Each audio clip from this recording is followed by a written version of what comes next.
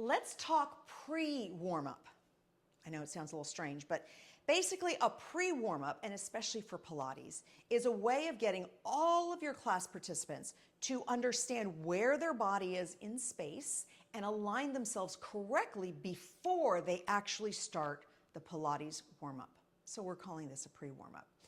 So as I've mentioned in other videos, you have your alignment. Your shoulder blades are going to go back and down, right? And the rib cage is going to contract in ever so slightly. A couple of things, and I'm going to start standing and then I'll take this to the floor.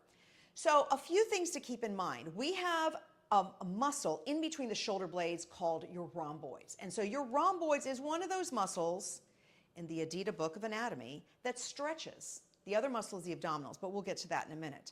So when it comes to the rhomboids, it's located in between your shoulder blades, and when you allow your shoulders to roll forward, guess what? That muscle just stretches, and then it becomes natural for the shoulders to roll forward. So in order to train those muscles, there's something called retraction, and we can do that from a standing position. We can add resistance by adding tubing, or we could actually hinge from our hips and add weight, or we could go down into a push-up, a tricep push-up position and do the exact same thing. So let me review what a retraction or retractive movement is. So here I am, I'm moving my ponytail. You're gonna see my back. Small bend in the knees. Watch my shoulders. They squeeze together and back, and then they release.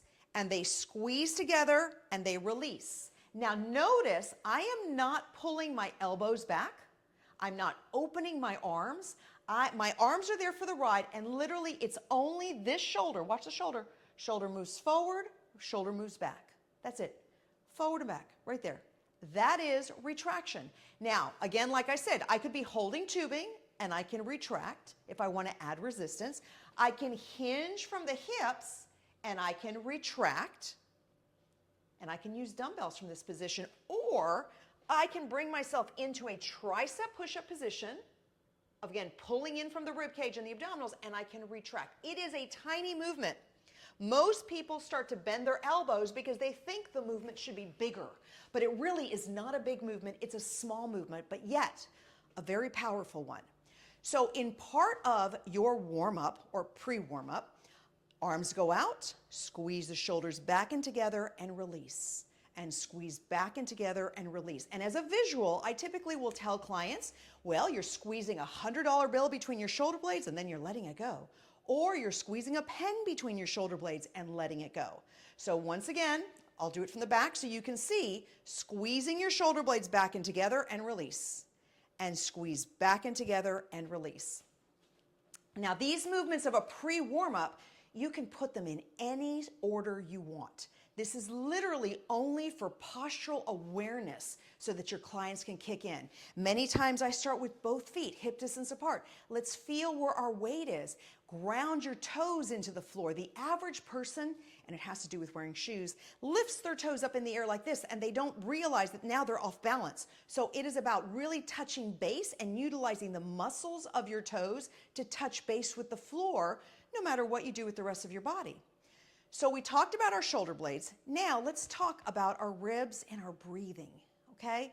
So I mentioned to you that if our shoulders are back and down, right, chest comes up, rib cage opens. So this little crest of the ribs here, we need to squeeze that in so that the ribs become one with the abdominals. Now, I also mentioned that the abdominals is one of those muscles that stretches.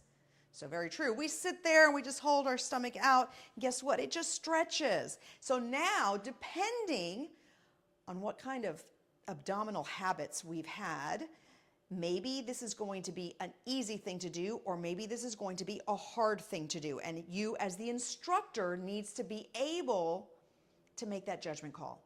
So pulling in from the ribs, for some people, it could be super easy. They're pulling in from the ribs. It feels almost normal to them. They have no problems. Others are going to say, I can't breathe. This is too hard, right? So I need you to figure out, as the instructor, where do you position someone? You might not be able to position them perfectly the first time, but progressively with time, you'll get them to bring their rib cage in more and more and more until it becomes habit. The more the rib cage is in, the better your spine is supported in your natural arch. Now, with the ribs in, take your hands. First, try to go under your ribs. Okay, now squeeze the ribs in so you can't go under your ribs. And now holding this in, feel your hands where they're at. I want you to breathe. So some people breathe by opening and closing their ribs. We don't necessarily need to do that. We need to do it by pushing up and down through the diaphragm. So the ribs can stay connected with the abdominals and you can breathe. It is about disassociating those movements. Are you with me? Okay, good. Let's come down to the floor. So now, lying back on the ground, placing yourself in the same position, you can start with your hands up and tell people to squeeze their shoulder blades and release and squeeze. Once you get them to squeeze, you may have to lift up a little bit so the shoulder blades really stay underneath in the mat. So here's my shoulder blades. They're in. Chest is up. Now I'm going to squeeze in from my rib cage, and I'm going to place my hands at the upper edge of my pelvis down to my pubic bone. Make sure it's parallel to the floor. Squeeze my rib cage again, and I think this time let's keep our hands here at the ribs so we know what's going on. From here, focus on just the left leg. Knee comes up, knee comes down. The key here is the pelvis does not move, so the only area that's moving is from the hip joint. So the leg comes up, the leg comes down. Let's do the other side, same thing. Up and down without moving the pelvis, without opening up the ribs, breathing as you move. And down. Now, extend the left leg up. So same thing, your pubic bone should feel like you're pushing it into the floor.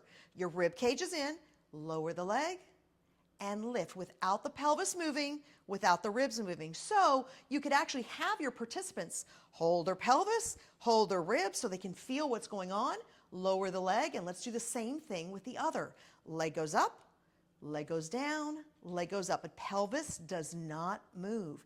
And these are integral parts of all the exercises that we're going to end up doing. Lift up and down and set the foot in.